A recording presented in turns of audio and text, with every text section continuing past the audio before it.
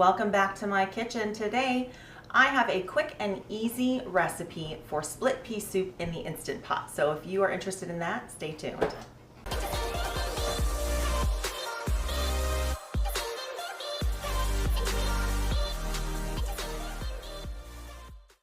Alright guys, today I have a recipe for split pea soup that you can make on a weeknight in your Instant Pot. So most of us probably grew up with having split pea soup on like Sundays for Sunday dinner or something like that because it normally takes quite a long time to make split pea soup. So tonight I'm going to make it in my Instant Pot and it is going to be incredibly fast. So we're going to start off with turning our Instant Pot on saute mode, and I'm going to adjust it to the highest heat setting in saute mode, and I'm going to dice up this onion. So let's get started. Now, if you are not already a subscriber to my channel, go ahead and hit that little red subscribe button down below and also hit the notification button. That way you are notified of any new videos of mine and you won't miss anything. All right.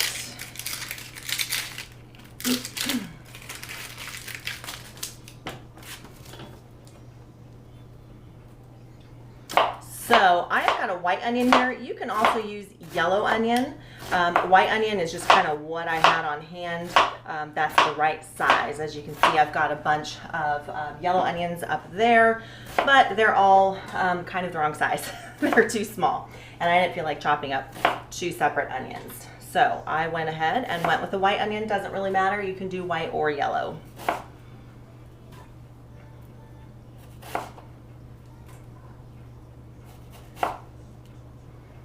All right, so there's 1/2 in, and we try to cook oil-free as much as possible. So this is not oil, this is water. I'm just gonna go ahead and throw some of that in there so that the bottom of my pot doesn't scorch.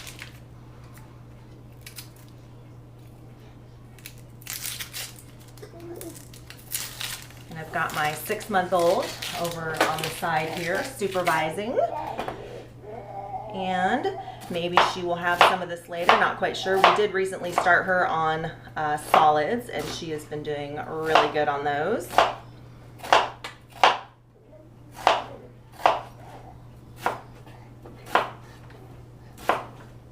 think her favorite solids so far are fruit, of course, because fruit is nice and sweet. All right, so put the rest of this onion in there. And this recipe also calls for celery, calls for 3 stalks of celery diced up. I already had some in my freezer, so I'm just gonna go ahead and dump that right in there.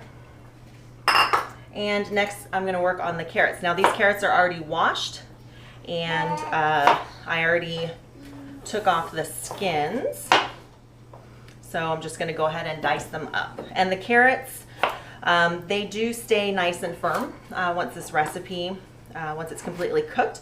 So you kind of want to make them into bite-sized chunks so that they're not too big. You're not going to puree the soup at all.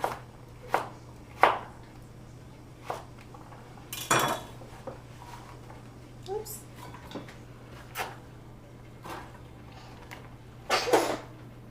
Throw a little bit more water in there.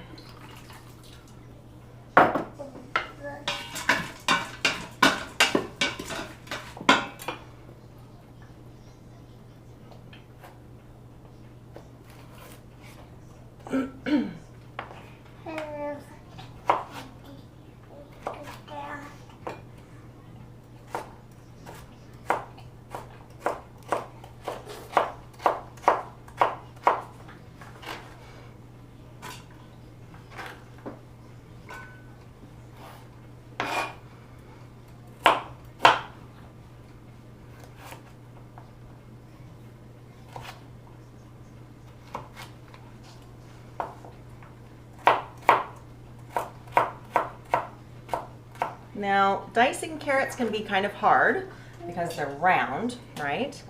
And so what I like to do is cut them into pieces that are a little bit shorter than the length of my knife, like that, and then cut them in half so you get a nice flat surface to work with. And then go ahead and cut them in half again, and then you can go ahead and chop them up, and they turn into these nice little diced carrots.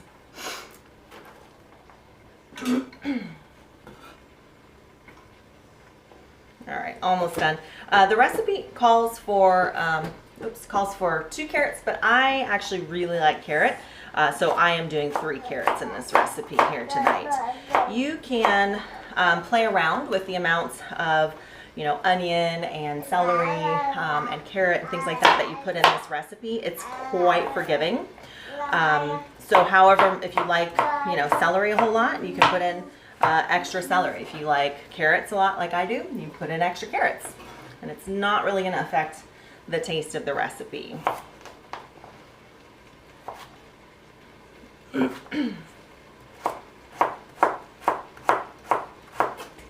Okay, almost done. I'm trying to beat the clock on my 6-month-old bedtime. I dropped that. I'm going to go ahead and give that to the dog. Chloe, come here. There we go. She can have that. She gets very happy when I drop things in the kitchen. All right, so let's get those sauteing. And if you already have all this stuff diced up in your fridge or freezer and you don't feel like sauteing, you could very likely just go ahead and throw everything in the pot and it would still taste delicious. Sauteing it just gives it a little extra flavor. All right, so I'm going to go ahead and dice up the potatoes now. And these have already been rinsed, and I cut out any eyes that I could find.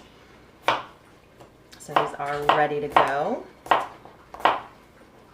Oops, there's another little bit for the dog. So I am doing 4 potatoes here. The recipe calls for 6 small potatoes, but again, if you really like potatoes, you can add more. If you're not so much on potatoes, you can add a little bit less. But you do need the potatoes, at least a little bit of them, in order to get the nice, thick, split pea soup that we all remember.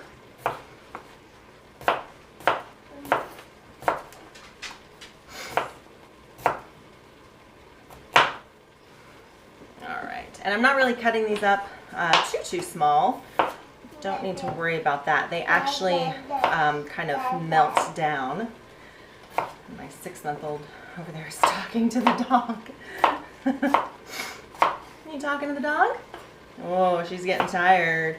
Her bedtime is normally about anywhere between 7 and 8, but she didn't really sleep a whole lot today. So I'm thinking her bedtime is gonna be about 7 o'clock, and it's already 6 o'clock here. So she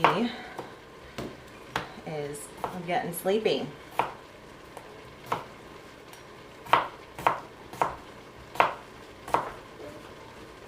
Okay, almost done. Give this a quick stir.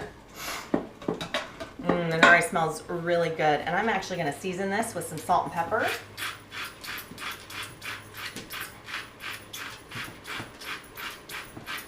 And the salt that I have in here right now is this gray sea salt, and is really, really good. I got it on Amazon. I can actually put the link down below for you. And I'll also put a link, of course, as always, to where you can get your own Instant Pot. Because if you do not already have one, seriously, invest in one. It's amazing. I use mine just about every night to cook.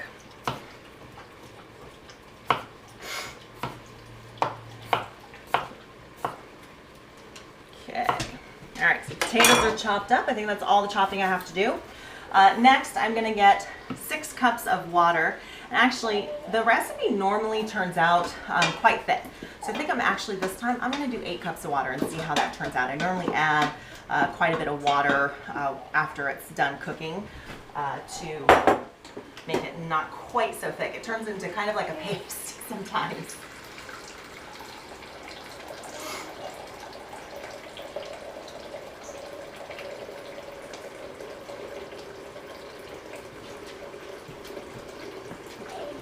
And this is my hot water heater. I believe that they still sell these on Amazon. I can put a link down in the description box for you. It is extremely handy to have hot water on demand all the time. Using hot water helps the Instant Pot heat up faster, so I don't have to wait as long for my food to cook.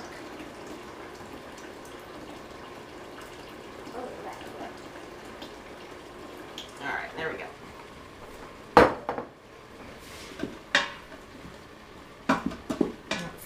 pretty good. All right, I'm gonna add a little bit more salt. I like quite a bit of salt in my food. Probably not the best of habits, but my blood pressure is fine, so I am not too worried about it. All right, that is smelling great. I'm gonna go ahead and add this hot water in so we can add all of the rest of our ingredients in. Woo.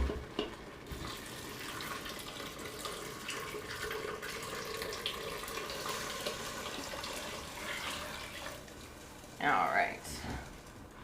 So I'm gonna leave my Instant Pot on saute. That way it keeps that water warm so that it'll come to pressure quicker. And let's see, so this is 2 teaspoons per cup. I'm gonna use tablespoons here because that's about 3 teaspoons in one. So there's 1.5, there's 3, 4.5,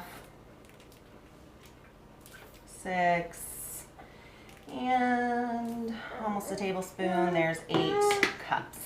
And I really like this veggie broth concentrate. Oh, hang on, let me get a binky for that crying child. All right, so the child's got her binky and is happy for now, hopefully. Anyways, I really like this veggie broth concentrate. It's by Kitchen Accomplice. I got it, where did I get it? I got it at the grocery store. I can see if they have it on Amazon. If they do, I'll put a link down below for you.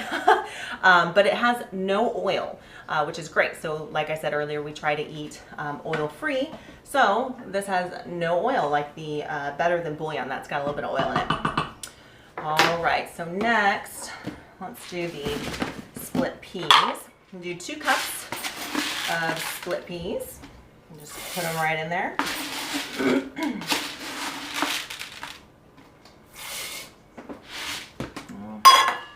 And we can go ahead and put the potatoes in as well. Ooh, and careful because it's splashing, very hot.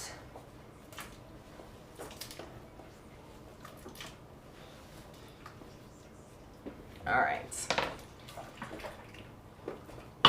And this is going to make quite a bit of soup. So if you've got a large family, this is perfect. If you don't, then it freezes fantastic.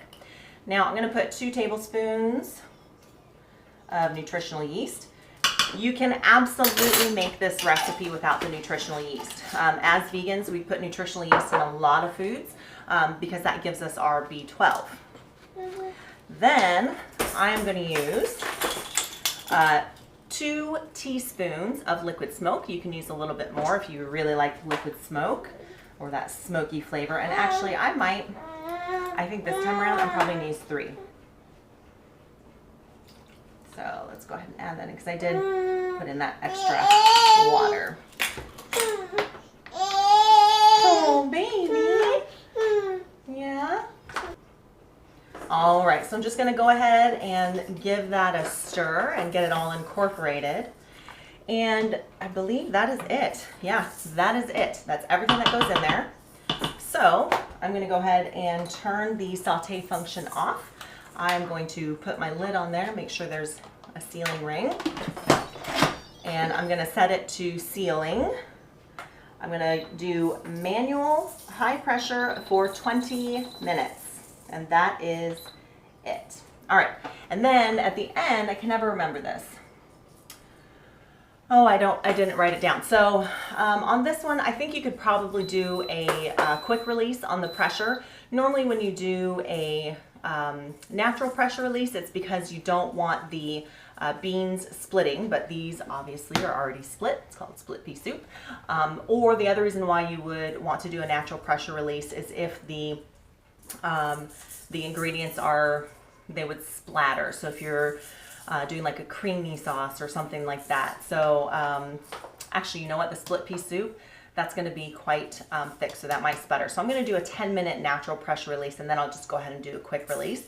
And once that's done, I will come back and show you what it looks like. So stay tuned for that. All right, so the split pea soup is done cooking. I did about a 10-minute natural pressure release and then just went ahead and released the rest of the pressure. So let's take a look and see what it looks like. I can't even begin to tell you how good it smells in my house right now. Okay, and I'm just gonna take my spoon here. And it's still incredibly, incredibly hot. And it's actually quite liquidy right now, but I do know that once it starts cooling off, it's gonna thicken up a whole lot because that's what it usually does. So I'm gonna get a ladle for this. All right, so I've got my ladle and let's just take a look at this.